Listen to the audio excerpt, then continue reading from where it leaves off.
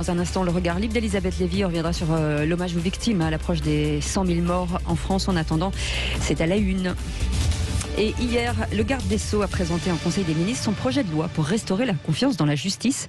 Sarah Massoud est avec nous, secrétaire nationale du syndicat de la magistrature. Bonjour et bienvenue.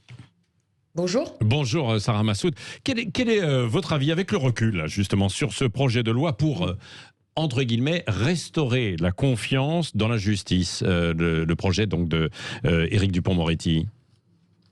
Écoutez, ce projet de loi est un projet de loi qui va non pas restaurer la confiance, mais qui va instaurer la défiance envers l'institution judiciaire.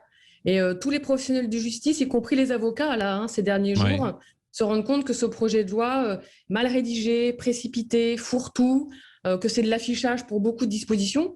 Donc véritablement, on est très inquiet. Oui, il n'y a pas de dispositions qui vont dans votre sens. Si. Il y a une disposition, syndicat de la magistrature, c'est sur le fait de pouvoir filmer les procès. Oui. C'est une très belle idée parce que la justice, elle doit être lisible, compréhensible. Et puis en plus, on rend la justice au nom du peuple français. Donc nous, on estime qu'il faut qu'on soit mieux compris et puis qu'on puisse être regardé. C'est une garantie démocratique. En revanche, la manière dont c'est rédigé, c'est très flou.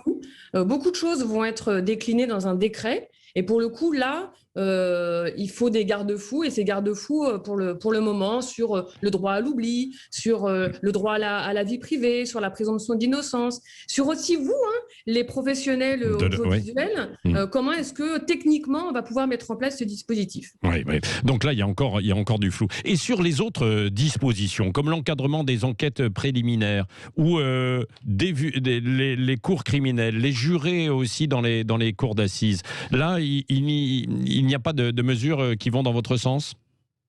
Écoutez, ce qui est annoncé là, c'est la mort de la justice criminelle. Et pourtant, c'était une justice de qualité où on pouvait entendre de manière tout à fait adaptée tout le monde. Les victimes, les accusés, les experts, les témoins. Ça, Éric Dupond-Moretti est en train de le siphonner alors qu'il y était si favorable. Mais pourquoi? Parce que quand on regarde dans le détail, on se dit, bah non, il n'y a pas de raison, si? Si, il y a une raison toute simple, je vais vous le dire, elle est très claire, il n'y a pas assez de juges. Comme il n'y a pas assez de juges, du coup, on est dans une logique purement gestionnaire. Et Éric Dupond-Moretti, quand vous écoutez bien le vocabulaire qu'il emploie, il est dans la gestion des stocks et dans la gestion des piles. Sauf que le justiciable, c'est pas un stock, c'est pas que du papier. Derrière, ce sont des personnes. Donc du coup, quand on nous dit il veut restaurer la confiance entre l'institution judiciaire et les justiciables, déjà, il faudrait considérer comme des personnes les justiciables. Oui. L'encadrement des enquêtes préliminaires, qui ne pourrait durer que pas plus de 2 ans, en fait, a priori, et donc c'est ça. Là, c'était une disposition qui pouvait être attendue pour essayer d'accélérer justement la justice, non?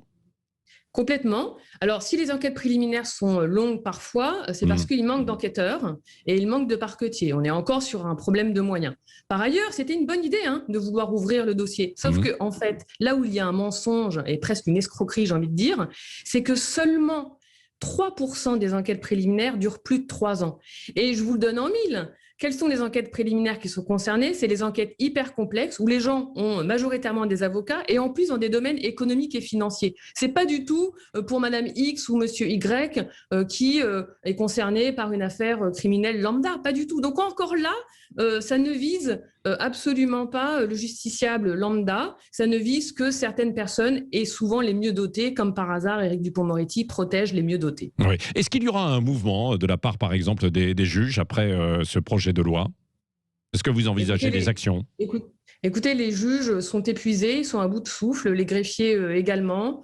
Pour l'instant, on essaie tant bien que mal de gérer le confinement parce que les tribunaux sont toujours ouverts. Donc voilà, on est des staccanovistes, mais on est complètement, j'ai envie de dire, au bout du rouleau, quoi. Oui. Et déçu par Éric Dupond-Moretti?